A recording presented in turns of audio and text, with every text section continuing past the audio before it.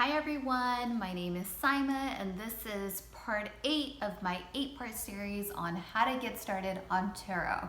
So this last and final part sort of has two sections to it. The first section is that now that you made it to step 8, you are ready to list your car. You've done all your due diligence, you've gotten your car ready, you're ready to get the listing up and going, and it's time. So the first part to step 8 is you're ready to list, working on your listing. Now, in one of the steps I told you that it's really important to do some research and find people who are really doing a good job at Turo, these all-star hosts.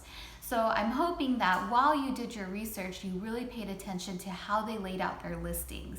So you really wanna, take from some of these people who have been doing a good job and set up your listing accordingly. Have great descriptions, have great guidelines, be really clear and precise about what you're offering to your guests and what they can expect when they're renting from you. So really take some time and effort into putting together your listing descriptions, your guidelines, your settings, your hours of availability. I mean, all the options that you have to have in order to get your listing up and going.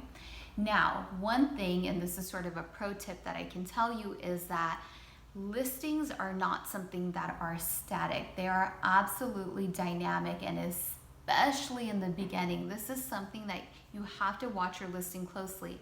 And what I mean by that is once you start getting rentals, you should always be asking your renters for feedback, always be configuring your listing to do a better job at serving your guests and serving however your sort of day-to-day is and what your hours of availability are.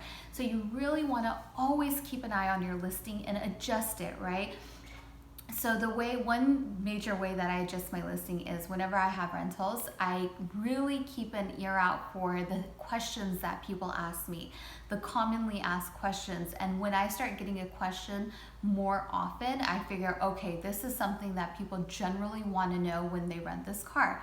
For example, my Vanderhaul, in California, you are required to wear helmets.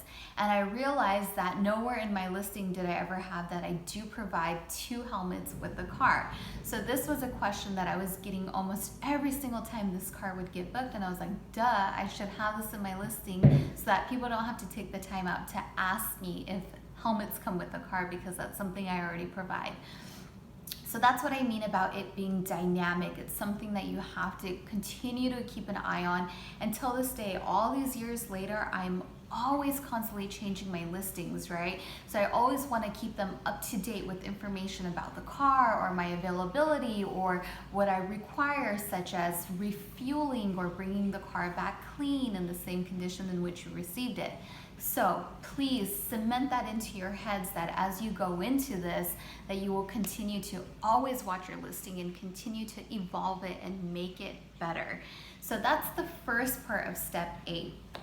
The second part is, now that you're ready to list your car and get it up and going, it's what you're gonna focus on. And it's something I discussed in the very first step, which was mindset.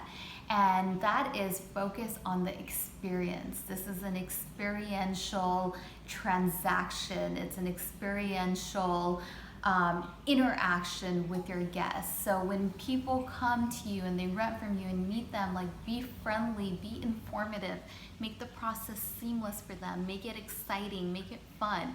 So for example, when people rent my Vanderhaul, I absolutely love this car, and I share that with them, and I share my enthusiasm about it, and I show them all the little tricks and features that this car has to offer, because most people don't know what it has to offer, right? So I really take my time to thoroughly go through it and kind of show them everything that the car has to offer.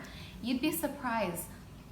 Something so basic, even if you're just renting out a regular car that doesn't really have sort of out of the ordinary features, things like connecting to Bluetooth is, I swear, one of the biggest questions that I get, and it doesn't matter what car it is it's in. So you can take the time out and tell your guests, like, oh, if you need to connect to Bluetooth, this is how you do it.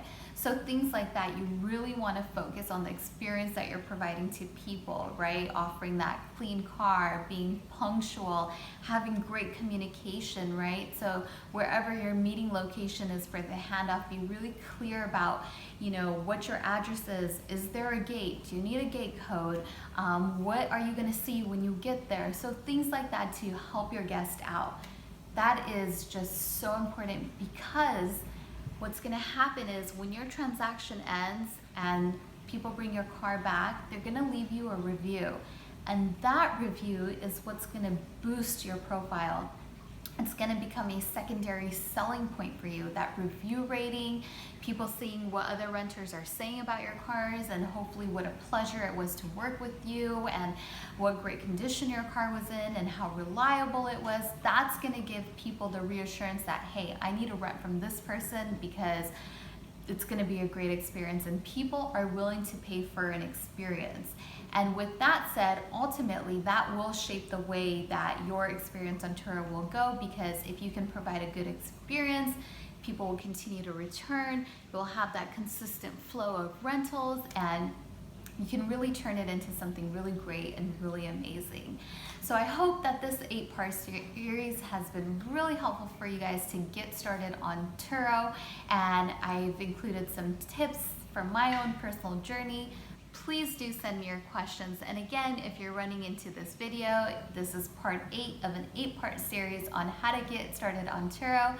My name is Saimah. This is Saimah's Experience on YouTube. Thanks for watching, guys, and I look forward to getting your questions so I can help you out on your Turo journey. Bye, guys.